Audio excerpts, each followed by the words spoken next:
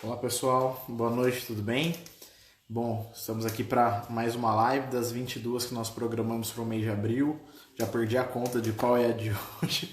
Das primeiras eu até falava, essa é a primeira, essa é a segunda, essa é a terceira. Deixa eu fazer aqui uma conta rápida. Uma, cinco, seis, sete, oito, nove, 10. Acredito que a gente esteja na décima ou na décima primeira. Mas enfim, ainda tem muita coisa boa para a gente discutir com vocês ao longo desse mês.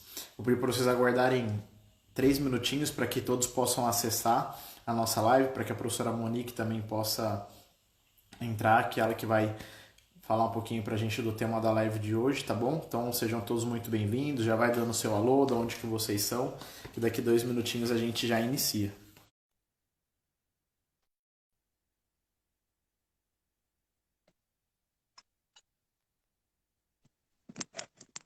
Olá, Opa, tudo bem? tudo jóia?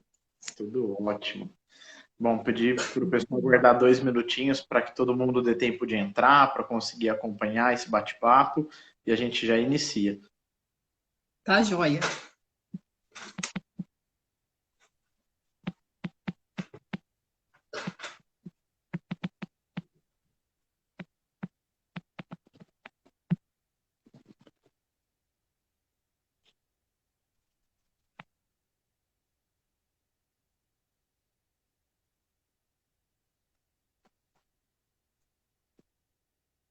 Tá saindo o som direitinho, né? Dá para me escutar.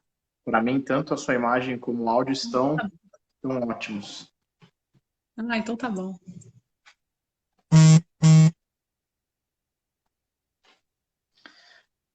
Bom, pessoal, sejam todos muito bem-vindos. Quem for entrando, por favor, fale de onde são, mandem um alô para nós. Caso o áudio ou o vídeo, tanto meu como da professora Monique, não fique adequado, por favor, nos avise que nós deixamos de lado a nossa profissão e a gente vira um pouco de suporte técnico, e a gente tenta arrumar as pressas. É isso aí.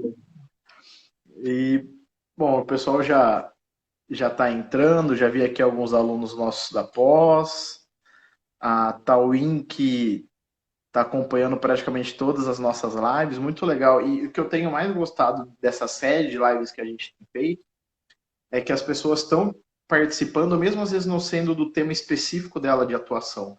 Né? Eu acho que esse momento traz algo muito legal, que é a nossa possibilidade de se capacitar, de aprender, de trocar informações. Então é muito legal ver todos vocês por aqui. Deixa eu É ver bem quem mais. isso mesmo, né? Ah lá, a Gabi, que é a nossa aluna da pós de Horto. Gigi Luca, que é daqui de Campinas, ó, tem uma conterrânea aqui. O Kleber, que eu sei que já fez curso comigo, que é da área da neuro. Legal, gente, sejam todos muito bem-vindos. A live de hoje vai ser sobre estimulação sensorial, um tema que eu sou apaixonado também. Né? Para quem não me conhece, eu sou o professor Paulo Campos, sou diretor acadêmico aqui do Instituto Educacional e da Fisioterapia Campus.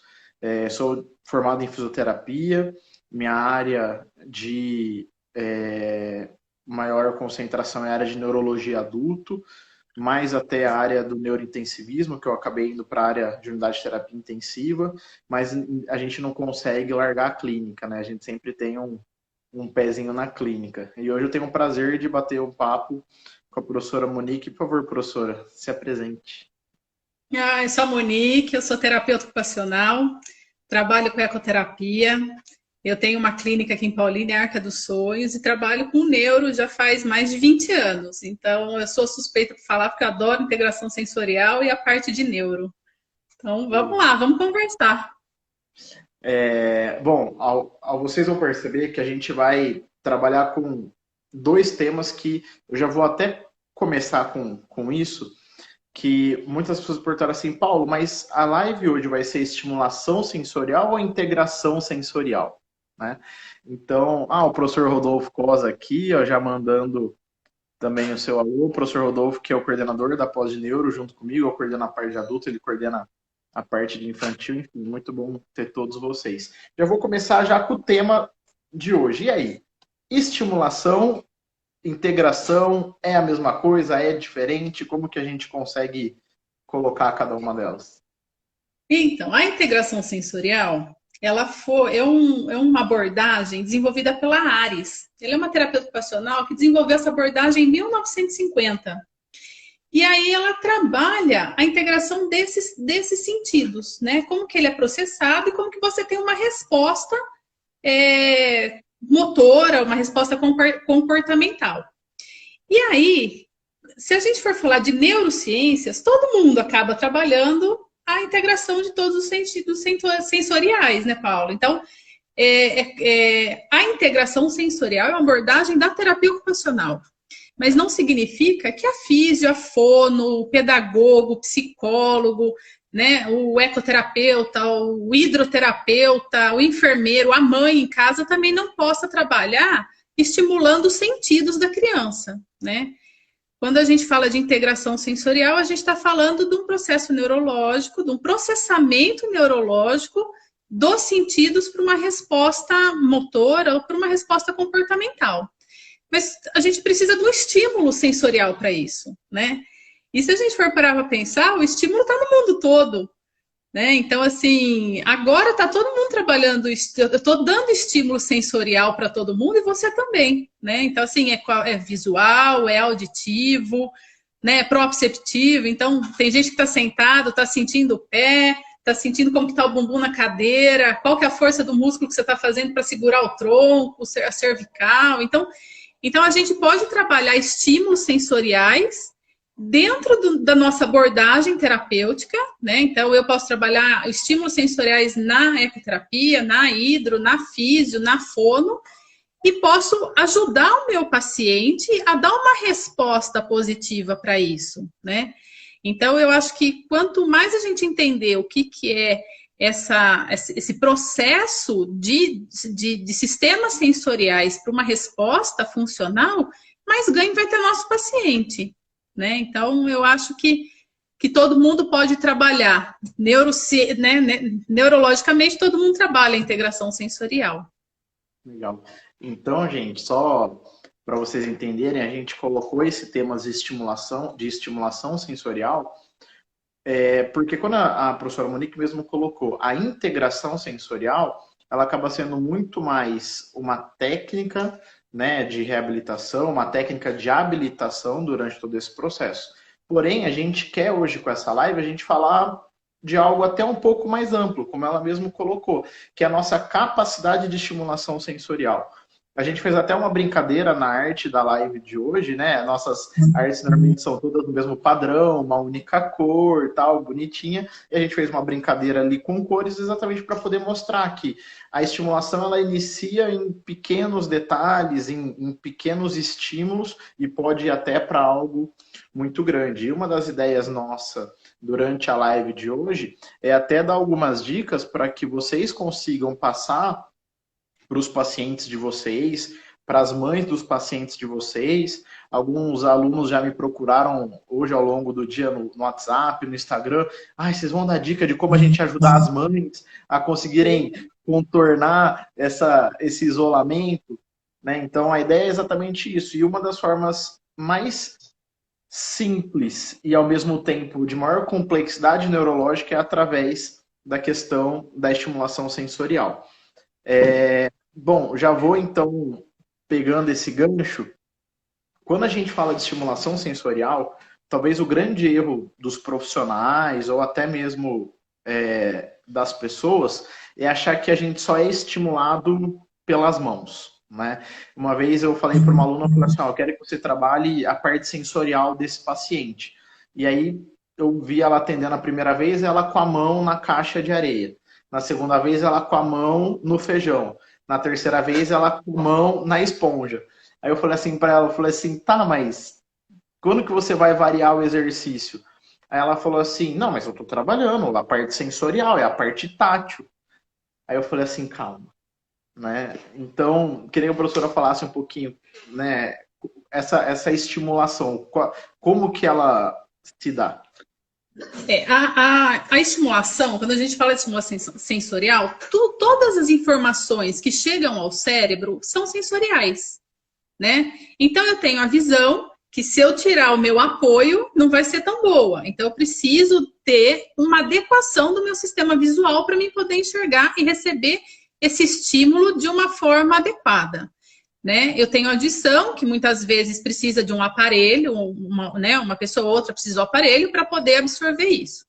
E aí eu tenho paladar, o olfato, eu tenho o tátil, né? Que o tátil é a pele toda, então todo o corpo tem receptor de tátil, que leva a informação até o cérebro, e eu tenho o sistema vestibular, que aí para frente e para trás, né, de rodar. Então o sistema vestibular é o que ele controla a posição da cabeça, a posição dos olhos na hora que a gente vai direcionar, na hora da escrita. Para uma criança que tem uma dificuldade de escrita, a gente tem que trabalhar o sistema vestibular dela, né? Então, eu posso ir para uma plataforma, eu posso ir para um cavalo. Na hora que eu estou fazendo lá na físio, eu posso colocar a criança na esteira e pedir para ele fazer o foco visual, né? E depois o segmento visual. Então, eu tenho várias formas de estar trabalhando isso em casa. Na hora que eu vou estar brincando com uma criança, na hora que a mãe está brincando com uma criança, colocou ela bem alinhada, né? Porque o posicionamento, alinhamento faz a gente receber também um estímulo adequado, né? Proprioceptivo.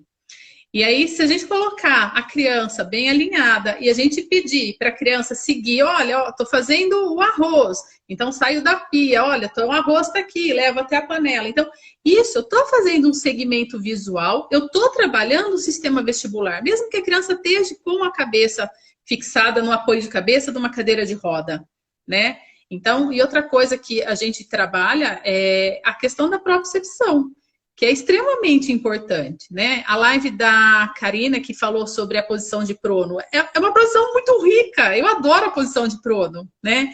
Então, assim, eu acho que a gente tem que colocar essa criança em prono, né? A gente tem que colocar essa criança em diversas posições, que é a forma onde ela vai estar recebendo toda percepção proprioceptiva, né? Que os receptores da proprioceptação tá em articulação, músculo, tendões. Então, se a gente juntar a propriocepção dessa criança numa postura legal e a gente ajudar com a visão, ó, eu vou trazer um monte de recursos junto, vai trazer uma lanterninha, vai trazer um brinquedinho, né? O que vai acontecer? A criança vai fazer um segmento visual. Eu vou trabalhar com ela a questão vestibular.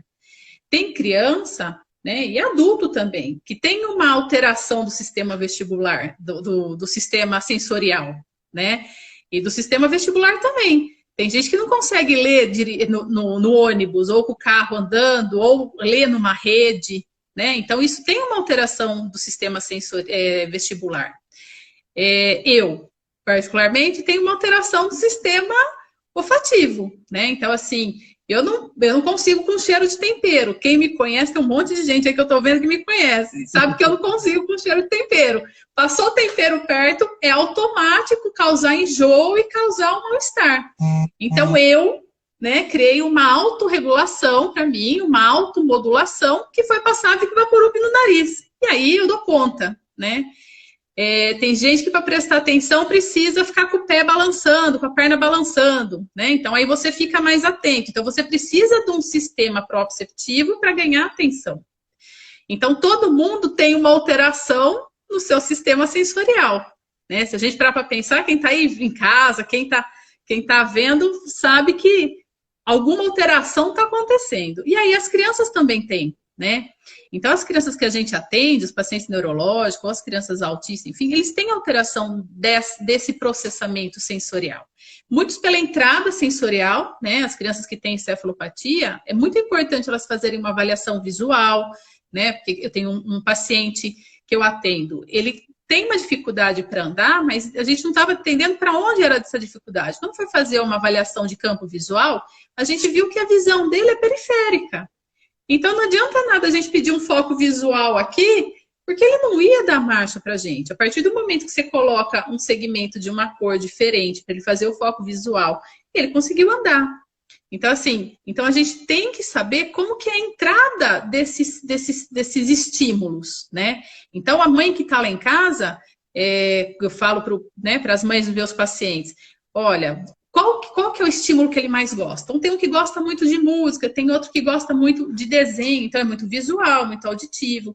Tem outro que fica com o paninho na boca. Olha, então vamos começar a diminuir esse paninho na boca. Vamos colocar um mordedor, né? Que o mordedor tem outros tipos de textura, e vamos alterando isso para ele poder. Ele precisa disso para poder se organizar, né? Eu preciso do Vicks Vaporub no nariz para me organizar. Então, a gente precisa dessa organização para poder, né, para poder entender e dar uma resposta adequada ao meio. Né? Então, eu acho que a estimulação sensorial cabe para todo mundo. Né? E a gente tem, enquanto profissional da área da saúde, enquanto profissional que trabalha com pessoas, seja ela criança ou adulto, a gente tem que avaliar todas as entradas sensoriais. Né? Quer falar? Eu vou só pegar um gancho. A gente fala isso muito com reabilitação, tanto de paciente com ataxia cerebelar como paciente com AVC. São dois pacientes da adulto que têm um comprometimento sensorial muito grande. O ataque cerebelar, por uma questão óbvia, ele é um paciente que ele tem um tremor de ação contínua, ou seja, todo o sistema vestibular dele vai estar bagunçado. Além disso, esse paciente acaba tendo um nistagmo. Então, você imagina, você tendo um tremor da musculatura esquelética, você tendo um nistagmo e você tendo que fazer um movimento durante esse processo. Então, é uma perturbação desse sistema de uma forma muito grande. E uma coisa que a gente tem que... Eu tinha um paciente com um AVC e era muito engraçado, porque na primeira sessão ele veio andando super bem. Depois ele voltou nas próximas sessões, os alunos foram avaliar ele e depois ele não andou mais. Esse paciente a gente tentava, os alunos tentavam, na verdade, colocar ele em pé, ele ficava em pé, mas ele não conseguia desenvolver marcha. E como na primeira avaliação estava com eles, num primeiro momento a gente pensou assim, bom, ele não está com confiança nos alunos, né? Vou tentar eu de novo. Cheguei próximo e mesmo assim ele não desenvolveu marcha. E vai, conversa. Fui conversar com a filha, porque eu tentando conversar com ele, era um paciente que tinha uma característica de afasia, né? Então, a gente não conseguia se comunicar muito bem com ele. Eu sei que foi, e aí eu fui conversar com a filha. Cheguei a filha e falei assim, olha, a gente tá com dificuldade. Eu falei, você mudou alguma coisa do primeiro dia do atendimento para agora? Ela falou assim, como assim? Eu falei, alguma característica. Ela falou assim, o que eu não tô mandando mais ele para terapia é com o aparelho auditivo dele.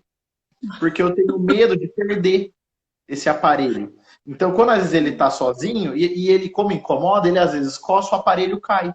Falou, então eu tiro. Então, é um detalhe que passou batido na anamnese, né, que a gente não colheu essa informação, e que depois foram quase 2 semanas arrastando para a gente poder identificar. Então, gente, o que eu tô querendo alertá-los para isso é que se você tem alguma perturbação motora, a gente tem que identificar, como a professora falou, se alguma entrada sensorial não pode estar atrapalhando todo esse processo. Né? Já vou agora entrar, já que a professora falou desse assunto, e para quem não conhece, a professora Monique trabalha muito com ecoterapia, inclusive na nossa pós-graduação, vai ministrar o módulo de ecoterapia para os nossos alunos. Eu queria que você falasse um pouquinho da questão do controle de tronco. Como que essa estimulação do tronco pode ser tão importante para um desenvolvimento dos membros? Né? A gente sabe que a eco trabalha muito com essa questão do controle axial, né? E não só na eco, mas como que a gente pode estimular a questão do tronco pensando num bom desenvolvimento da extremidade? Quando na eco ou na TO, né, na tradicional, né, na sala de integração sensorial, quando eu vou trabalhar o tronco, eu trabalho muito sistema vestibular. Né? Então, o sistema vestibular, ele tem 2 formas de ser trabalhado. Ou o movimento horizontal, né, e o movimento vertical, ou o movimento rotatório. Então, a gente utiliza todos esses movimentos em todos os planos, dando uma função e um significado para a atividade. Né?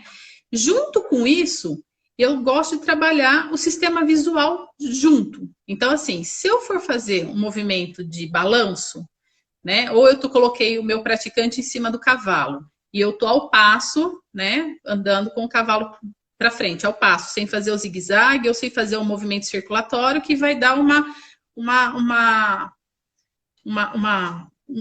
outro tipo de estímulo. O que eu faço? Eu peço primeiro para o meu praticante ou para o meu paciente dentro da sala ter o foco visual. Então, eu vou dar um foco visual para esse paciente, para esse praticante, para ele manter o movimento tendo a estabilidade cervical. Então, eu vou trabalhar nele com todos os planos. Fora isso, eu vou pedir atividade bicorporal, né? Ou bimanual. Então, assim, tem praticante que não... Eu uso praticante porque na ecoterapia é praticante, porque a pessoa pratica ecoterapia. Aí no consultório é paciente. Então, eu oscilo entre praticante e paciente. Eu prefiro a palavra praticante, porque você se torna ativo do processo do que paciente. Mas vamos lá. E aí, quando tem algum problema de extensão de braço ou de movimento mesmo de braço, do movimento de braço, a gente faz com que essa pessoa, junto com o movimento de tronco, junto com o estímulo de tronco, realize uma atividade funcional. Então, às vezes eu uso uma tala extensora, eu trouxe um pouquinho de material. Eu até fiz As lives da Neuro, ó, o pessoal das outras áreas que me perdoem, mas as lives da Neuro são as mais bacanas. O Rodolfo, ele traz dinossauro para poder fazer a live. A professora Karina trouxe a boneca, que eu esqueci agora o nome da boneca. Entendeu? A gente é muito mais didático, tá vendo? Eu trouxe lá, tem um kitzinho, ó. É completo.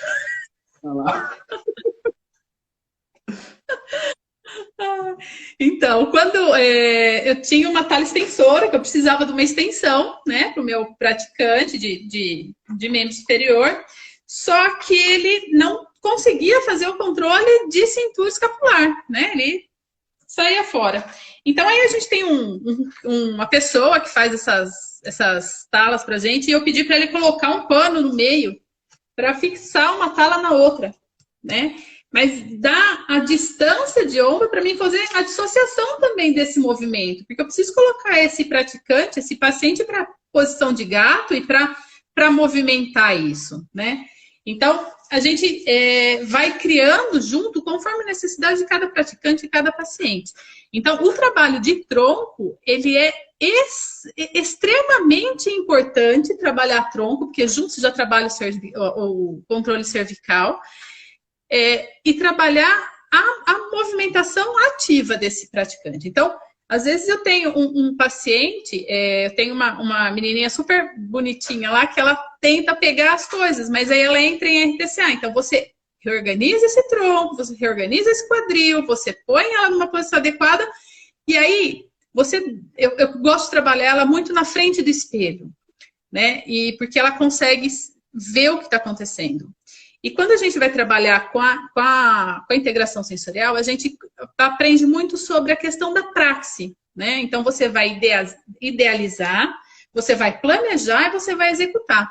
Isso é uma coisa que eu faço com todos os meus pacientes ou praticantes, e às vezes tem um pessoal na físio, eu entro na físio e meto o bedelho lá com a galera da físio e com a fono também, porque quando eu falo para essa menininha, eu falo para ela assim, olha, a gente tem que... Ela adora espuma de barbear no vidro, né? Então, isso é uma coisa super legal que vocês podem tentar no espelho ou no vidro. Você passa espuma de barbear e pede para ela escrever, né? Que ainda você vai ter a coordenação motora fina, ou fazer com a mão fechada, ou com algum outro material para fazer preensão, enfim. E aí, eu passei a espuma de barbear e falei para ela, falei, olha, vamos olhar onde você vai ter que esticar o bracinho? Isso, como que você vai fazer para esticar o braço? Ela deu para mim qual era o movimento que ela ia ter que fazer. Eu falei, e agora? Vamos tentar? Aí ela falou, tia, tem que segurar o meu quadril e a minha cabeça tem que vir para cá. Então, assim, para mim, eu ganhei a terapia.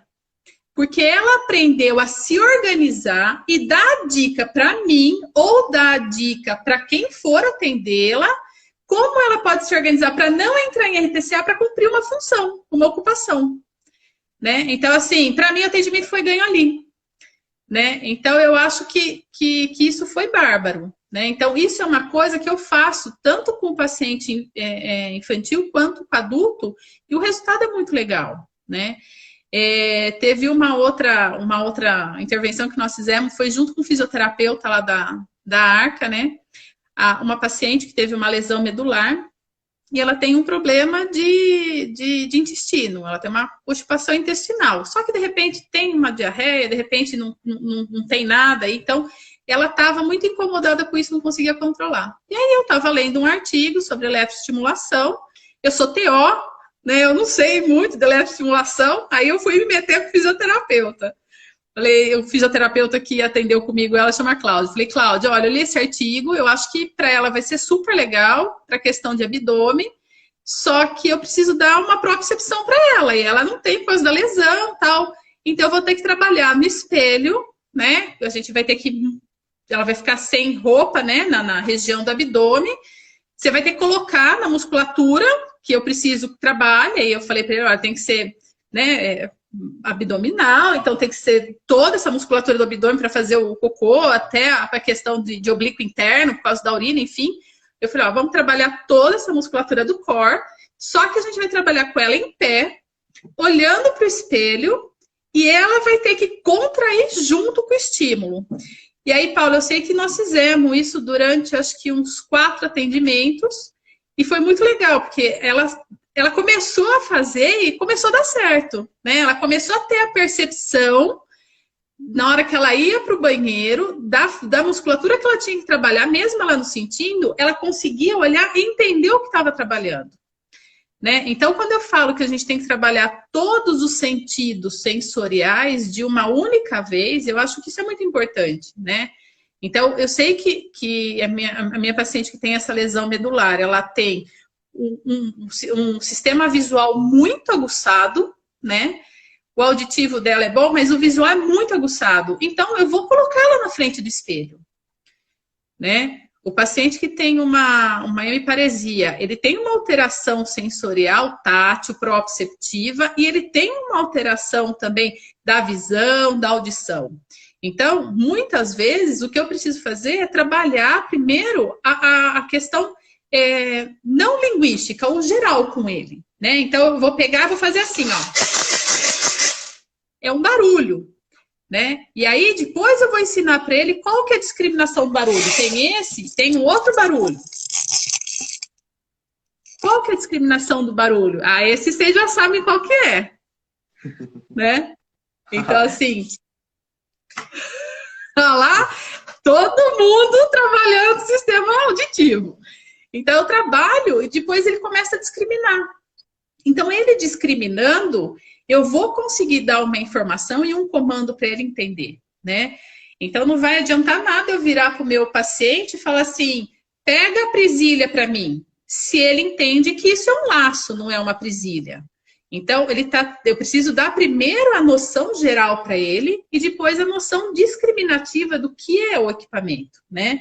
Ou do que é a caneta, né? Pega a caneta para mim, se ele não conhece o que é uma caneta. Então, isso eu tenho que fazer também com o paciente que sofreu uma lesão, né? Então, às vezes... O principal é a gente conseguir estabelecer uma comunicação mais adequada com o nosso paciente, né? Às vezes eu vejo muito terapeuta, e eu vou falar terapeuta para poder trabalhar as duas linhas, tanto físico como TO, trabalhando muito questões de lateralidade com comando direito e esquerdo.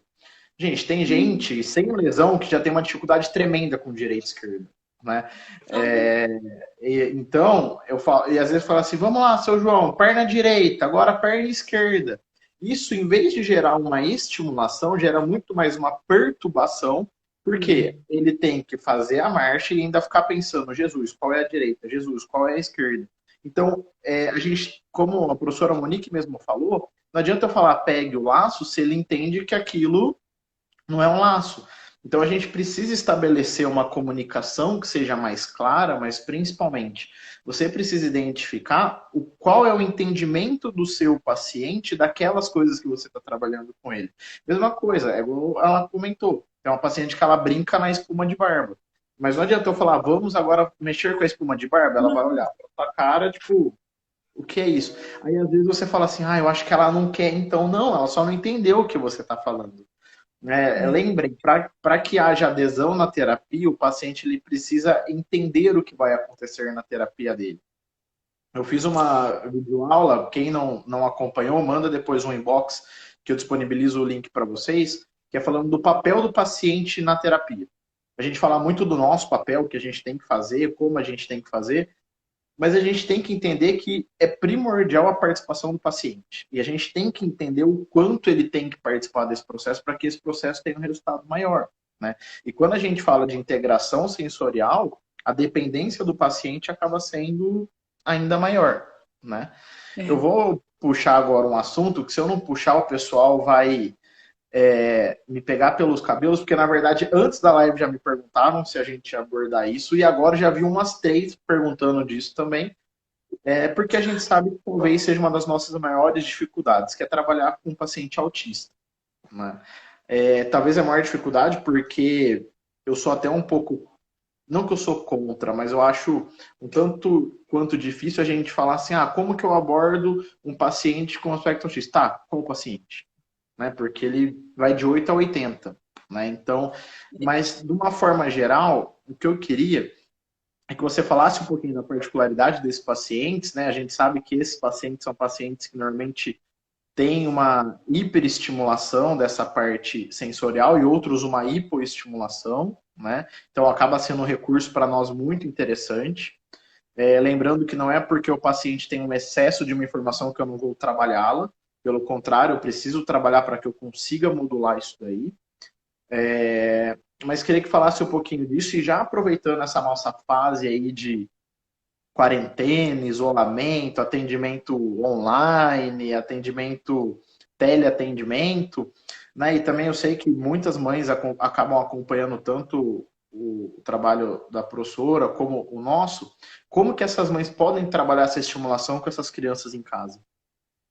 Tá, então respondendo do autismo. Então, assim, o autista, ele recebe a informação sensorial como nós recebemos, né?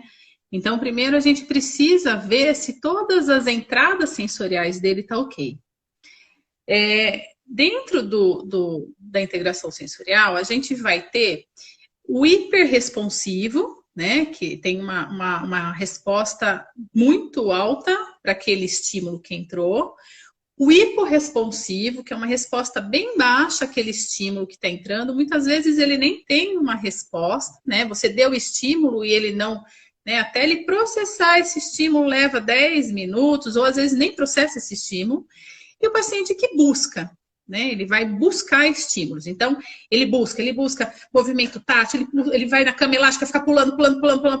Então, assim, então a gente tem essas 3 formas de. Tô sendo bem simplista, tá? Para a gente poder entender. Essas 3 formas de ver uma criança que tem um transtorno sensorial. E aí a gente vai ter essa dificuldade de modulação, que entra esses 3, a hiper, a hipo e a busca sensorial.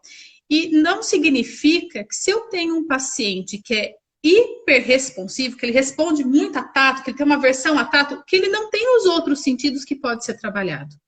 Né? Então, eu não posso chegar para um paciente que tem uma resposta hipersensitiva a tato e querer já abraçar. Né? Não, eu vou dar guache para esse paciente, eu vou dar guache para esse praticante, eu vou fazer esse praticante abraçar o cavalo. Não, calma. Né? Então, o que a gente tem que fazer? A gente vai ter que trabalhar os outros sentidos que esse praticante tem para ele poder ir tendo uma segurança na gente e modulando o que está chegando no cérebro dele para ele poder começar a aceitar o toque, né? Quando começa a aceitar o toque, em momento algum eu vou fazer um toque rápido nesse praticante, porque eu vou excitar mais ele. Então tem que ser um toque que a gente chama um toque de pressão, né? A gente vai pegar esse paciente a um toque de pressão, mas de uma forma mais tranquila, né? Então eu posso fazer massagem, mas eu não vou fazer isso daqui. Eu vou pegar um toque de pressão, vai ser devagar. Para isso a gente tem alguns equipamentos. Então assim, olha, tem uma bolinha, né? Eu particularmente, quando trabalho com a ecoterapia, eu adoro um pet shop, né? Então, o pet shop tem tanto recurso que é absurdo, assim. Então é melhor do que loja de brinquedo. Então quando eu vou para um pet shop, eu fico louca. E mais barato. Eu descobri que as bolinhas que vendem no pet shop são muito mais baratas do que a vendem na loja de brinquedo e servem para a mesma coisa. A bola de cravo, se você for comprar numa loja de físico, você vai pagar quase R$ 30. Essa mesma bolinha no pet shop custa 5. Então fica a dica, não.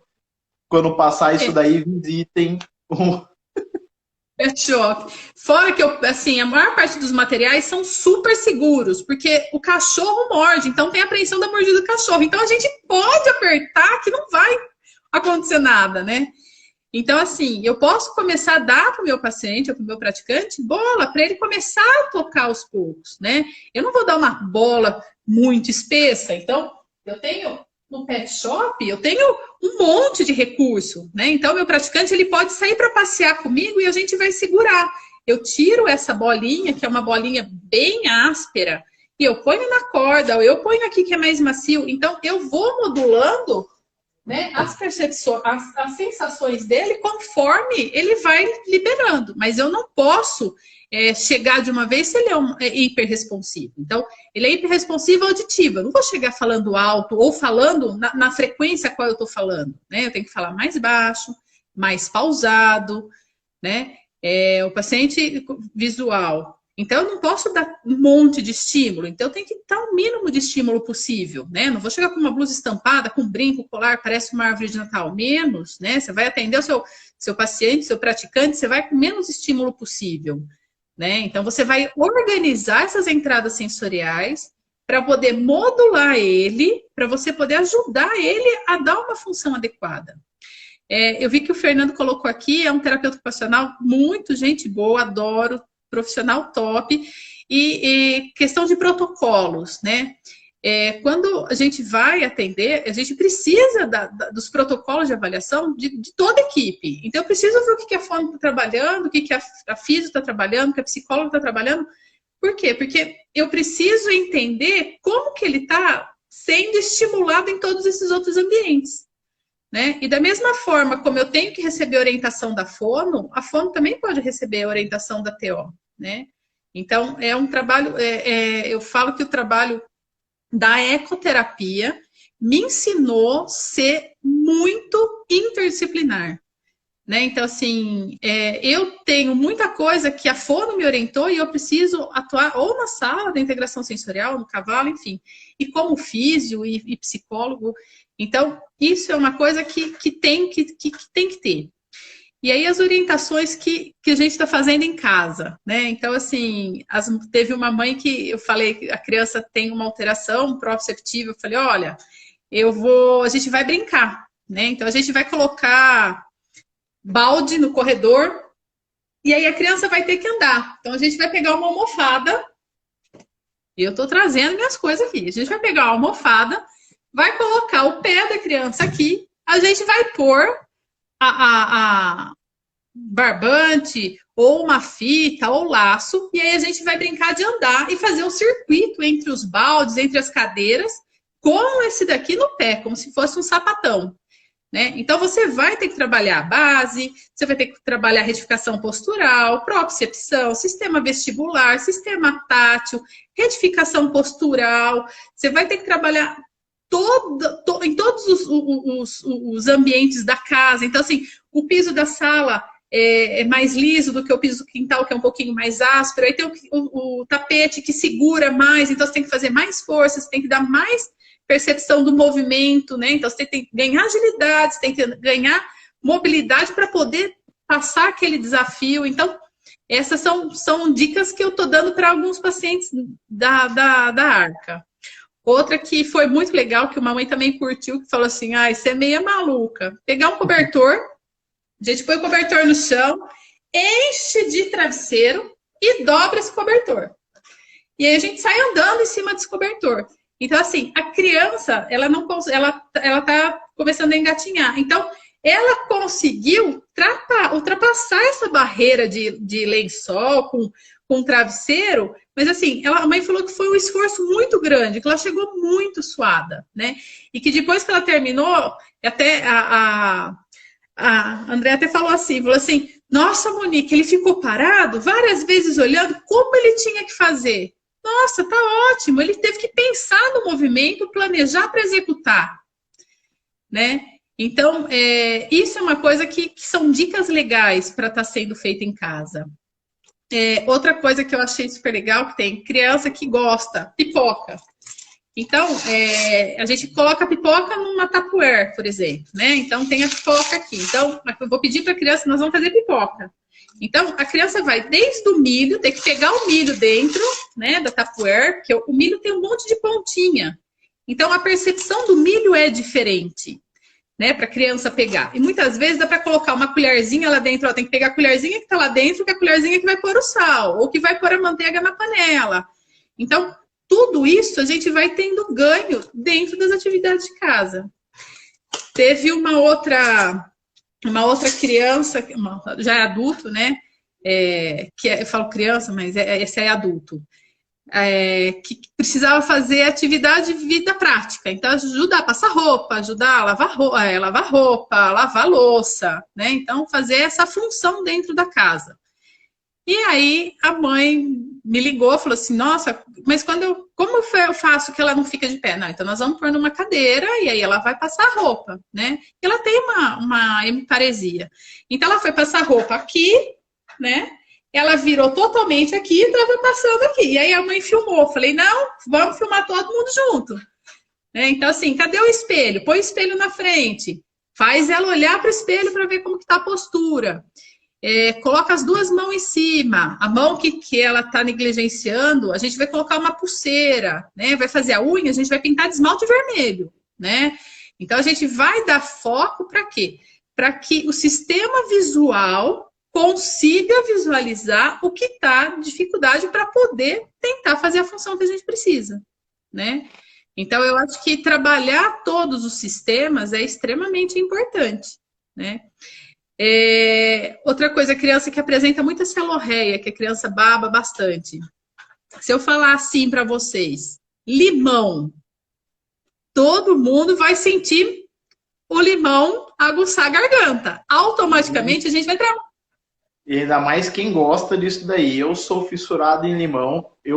Na verdade, eu como limão igual laranja. Eu descasco o limão, corto ele no meio e como se fosse laranja. Ó, só de você falar, ó, um monte de saliva na boca. Então, isso faz o quê? A gente ajuda a fono no sistema de deglutição, né? No sistema estomatognático, acaba ajudando, né? Isso eu só sei porque a fono me ensinou. Então, assim, se eu trabalhar cheiro cítrico, o cheiro cítrico faz estimular também, né? E o cheiro cítrico, para criança que tem problema de odor, não sou criança, mas eu tenho problema com o cheiro cítrico inibe os outros cheiros. Então, dentro do meu carro tem cheirinho cítrico, eu tenho Vic Vaporub. Então, você pode criar situações para modular essa resposta exacerbada de qualquer criança, ou de qualquer adulto, ou de qualquer pessoa, né?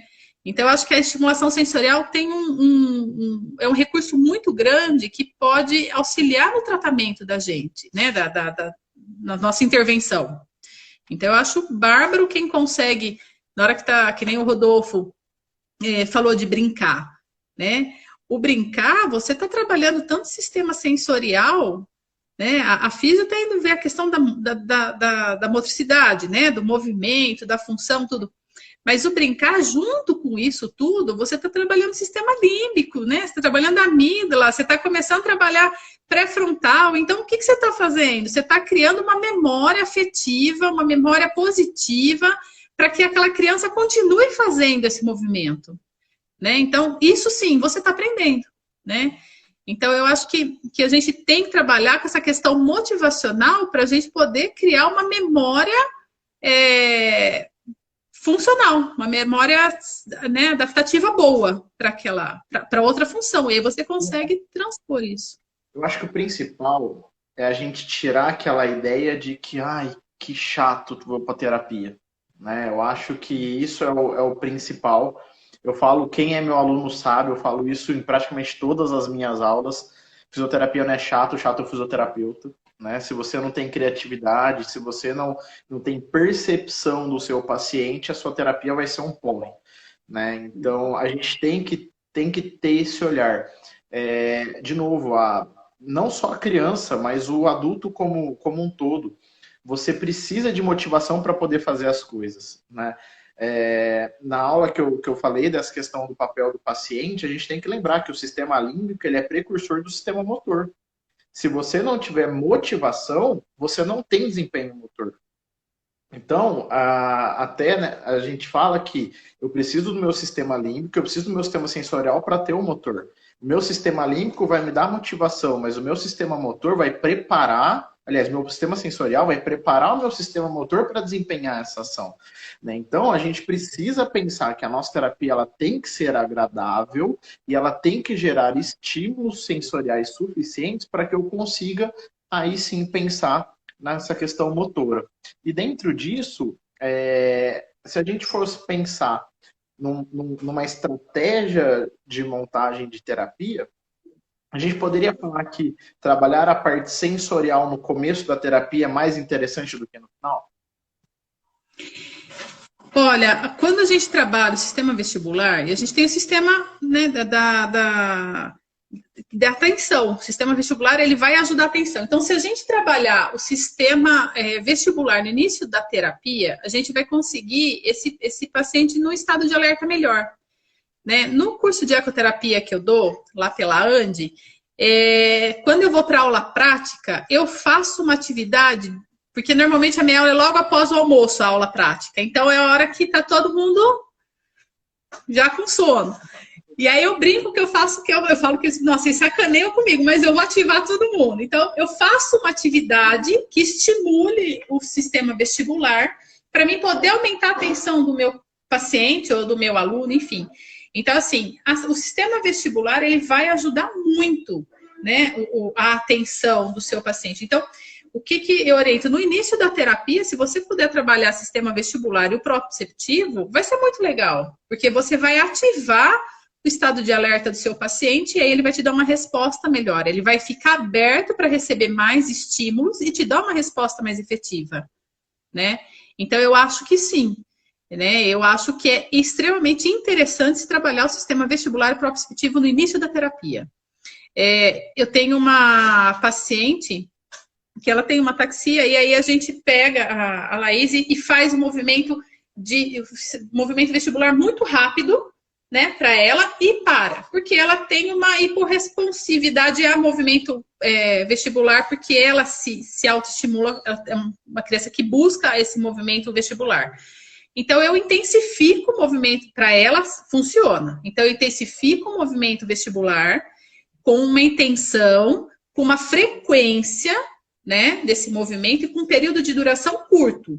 Para mim poder fazer o quê? Para que ela se reorganize e receba a terapia que eu quero oferecer, né? O estímulo que eu quero oferecer para ela poder ter a função ocupacional que é importante para aquele momento. Né? Então, assim, o sistema vestibular, quem consegue trabalhar com o sistema vestibular, o proprioceptivo, no início da terapia, você vai ter uma terapia muito melhor. A absorção do estímulo que você vai dar, do exercício que você vai dar para o seu paciente, você vai ter um resultado mais positivo. É importante, sim. Pegando esse gancho, às vezes eu escuto muito profissional falando assim: eu tenho uma dificuldade muito grande porque meu paciente, eu percebo que eu vou perdendo ele ao longo da terapia. Ou seja, ele vai perdendo o engajamento, vai perdendo a manutenção do desempenho motor durante a terapia. Provavelmente é muito por conta dessa falha nessa estratégia da montagem do seu plano terapêutico. Né? E aí, normalmente eu pergunto para a pessoa, falo assim, mas e aí, como que você começa normalmente terapia? Como eu sei que ele vai cansar, ele chegando, eu já vou com ele para barra, eu já vou fazer marcha, eu já vou fazer treino de força, eu já vou fazer treino de alcance. Eu falo assim, então, de novo, infelizmente a gente sabe que tem se deixado um pouco de lado essa preocupação com o planejamento terapêutico. Né? Então, o professor Monique mesmo falou, se você dá estímulo vestibular, se você gera esse estímulo proprioceptivo no começo da terapia, você vai acordar mais essa musculatura, ou seja, você vai potencializar esse desempenho motor. Mas ele não vai cansar para poder fazer o motor? Não, a gente não está falando de estímulo extenuante, a gente está falando de um estímulo que é para poder deixar essa musculatura mais aquecida, até mesmo mais nutrida do ponto de vista vascular, ou seja, isso vai potencializar o seu trabalho motor, né? Já vou aproveitar aqui, é uma live que está recheada de professor, né? Eu só estou vendo aqui a Karina, o Rodolfo, o Nelson. Então, assim, tá cheio de professor nosso aqui na live, mas isso eu acho que é o mais bacana, né? Essa troca, né? A Karina comentando, é importante preparar o paciente para receber o treino da função. Exatamente, gente. Não adianta. A execução depende do planejamento.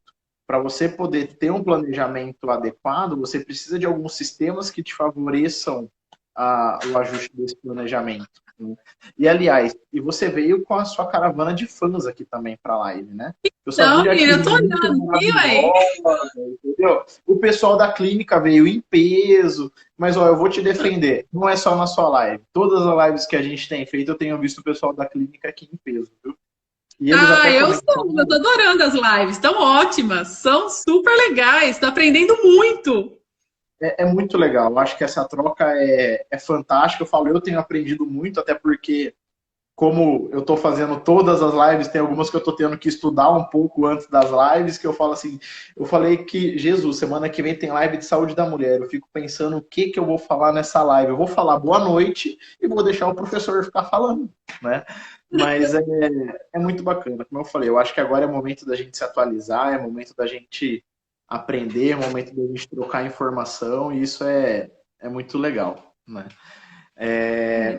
Vou para mais uma pergunta e acreditem, já estamos com 52 minutos de live, né? A gente já está indo Olha, aqui para os 8 minutos finais. É muito legal quando a gente tem esse bate-papo, é muito bacana. Já vou então agora indo para a última parte, e uma pergunta que normalmente o pessoal sempre acaba fazendo, e eu acho que é onde o pessoal tem muita dúvida, é: estimulação sensorial, ela pode acontecer em excesso? A gente fala muito, precisa estimular, precisa estimular. Então, isso é uma a gente fala, tem que estimular, mas aí o pessoal fala assim, mas será que eu estou estimulando muito? Pode ser que tem profissional que possa estar pecando por excesso? olha, Paulo, eu acho que assim, o feedback nosso é o paciente, né? Para cada paciente, eu tenho que dar um tipo de estímulo.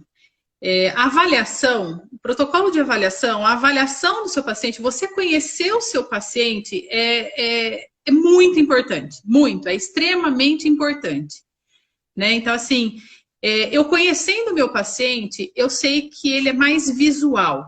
Então, eu vou dar o estímulo visual para ele, que é onde ele vai me responder melhor, e eu vou ter que dar os outros estímulos. Se eu der um excesso de estímulo para o meu paciente ou para o meu praticante, ele não vai me dar a resposta que eu quero, né? Então, o excesso de estímulo você vai ter que dosar conforme o feedback do seu paciente, né? Então, assim, Monique, quando eu vou atender, normalmente eu não vou igual uma árvore de Natal, né?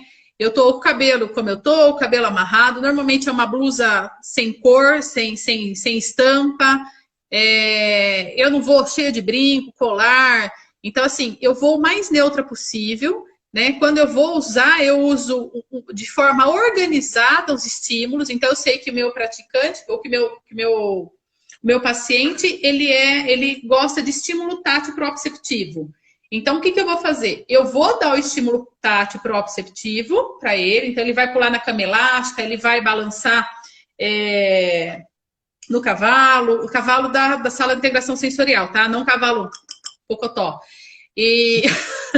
Então, eu vou dar esse estímulo para o meu paciente, depois eu vou exigir a atividade qual foi programada para aquela sessão. O meu paciente vai dar a resposta. Eu percebi que essa resposta está caindo, eu volto a dar o estímulo a qual vai organizar ele, a qual ele vai conseguir se organizar e volto para a atenção. Né? Então, o excesso de estímulo ou a falta de estímulo depende muito do feedback que está dando o seu paciente. Né? Então, não adianta, eu falo que assim, quando você está com o paciente, você tem que estar 100% com o paciente. Né? Então, não adianta nada, você está atendendo e aí passou o avião, você olha o avião, passou... Então, assim, primeiro, o terapeuta tem que ter seletividade atencional, que é o que a gente vai ter que trabalhar com o paciente, que é o que está tendo aqui, né? Então, a gente tem que ter uma seletividade de atenção. Então, para mim poder ver o que meu paciente está me respondendo, porque grande parte dos pacientes nossos não falam, né? Tem afasia, tem disfagia, eles não falam. Então, eu tenho que perceber como esse estímulo está chegando e qual que é a resposta que ele está me dando, né? Então, isso é muito importante. Pegando esse gancho, gente, exatamente isso que a professora Monique falou, e se atentem, se o seu paciente ele deixa de responder, não é sinal de que você precisa aumentar o estímulo, mas que provavelmente esse estímulo ele não está mais gerando efeito nesse paciente. Eu dou muito esse exemplo para você entender isso, é o seguinte, pega a sua mão, pega o seu amigo, pega aí, já que você está de quarentena, pega a mãe, entendeu? Vai lá e faz o movimento assim, ó, no olho dela. Você vai perceber que ela vai piscar, é o que a gente chama de reflexo de blinking. O reflexo de piscamento. Agora, fica fazendo isso de forma contínua. Eu fazendo isso daqui, alguns de vocês estavam piscando. Reparem que a maioria agora já parou. Por quê? Esse estímulo deixou de ser suficiente para estimulá-los. Então, fiquem muito atentos. O paciente que para de responder, não é porque o seu estímulo está ineficiente. Na maioria das vezes, pode ser que o seu estímulo esteja em excesso. E como a professora Monique mesmo falou, eu vou ter que reorganizar ele, trazer ele, de repente... A gente sempre sabe o que volta o seu paciente para o seu centro, né? Então, identifique isso, traga ele de volta para esse centro, reorganize ele, aí você vai para uma nova estratégia de reabilitação. Uma coisa que eu falo muito, Paulo, assim, que eu acho que é muito importante, que a gente consegue ter uma resposta muito positiva e a gente consegue entreter esse paciente na sessão inteira, que muitas vezes você fala, nossa, mas já acabou a sessão? É você trabalhar com significado. O que é importante para ele? Né? Então, assim, eu tenho uma paciente que é importante para ela ficar em pé, né? Porque quando ela vai na igreja, ela quer ficar em pé para receber as pessoas que estão entrando lá na igreja. Então, assim, qual que é a proposta minha? É colocar ela em pé, né? Então, assim, eu tenho que trabalhar com ela para ficar em pé. Então, todas as atividades que eu vou fazer, eu vou colocar ela em ortostatismo, ou uso parapódio, ou uso a base alargada e sustento ela com o meu joelho com posição, e faço ela ficar em pé até ela ganhar essa percepção do ortostatismo para ficar em pé. E aí, depois, vai ter que ter um controle, porque ela quer receber as pessoas. Então, assim, olha, então a gente vai ter que, olha, é abraço, é beijinho, então como que a gente vai controlar isso? Como que você vai se organizar para não cair, né? Então, quem que pode ficar do seu lado? Então, se a gente trabalhar uma atividade com significado, né, com a proposta da criança, você vai ver que você não vai ter um estímulo em excesso, nem um estímulo em falta, né?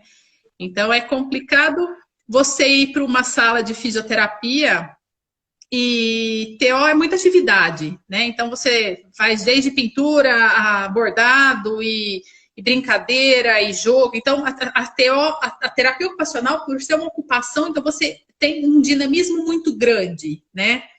A fisioterapia, eu percebo que tem movimentos que são repetitivos. Você tem que fazer a força, você tem que ter a resistência, você tem que ter aquilo para você ter o ganho motor, para poder ter a função, né? Então, isso é da fisioterapia. Então, se você conseguir mostrar para o seu paciente que se ele ficar fazendo senta e levanta para trabalhar quadríceps, porque isso vai levantar, vai ajudar ele a levantar na hora que ele tiver que sair da mesa para ir para o banheiro ou ajudar na transferência. Então, isso vai ser muito importante para ele, né? Então, você está trabalhando uma atividade com significado, que eu acho que isso, às vezes, a gente está tão focado no vamos fazer, e a gente acaba esquecendo esse detalhe, né? E que isso vai fazer o quê? Vai fazer o nosso paciente fazer em casa também, né? Porque se eu falar para ele assim, olha, se você ficar aqui levantando, sentando, você está trabalhando quadríceps. Então, esse exercício trabalhar essa perna é para você levantar e sentar do sofá, levantar e sentar do vaso, levantar e sentar da cama, levantar e sentar da cadeira. Na hora que ele for fazer, ele vai ter a consciência do movimento e vai tentar fazer para poder conseguir a função. Então, eu acho que o significado é importante. A gente tem 10 segundos para fechar a live, que o Instagram daqui a pouco vai derrubar a nossa conexão. Obrigado, acho que foi fantástico, gente. Obrigado a todos. A live vai ficar disponível no nosso canal do YouTube. Obrigado.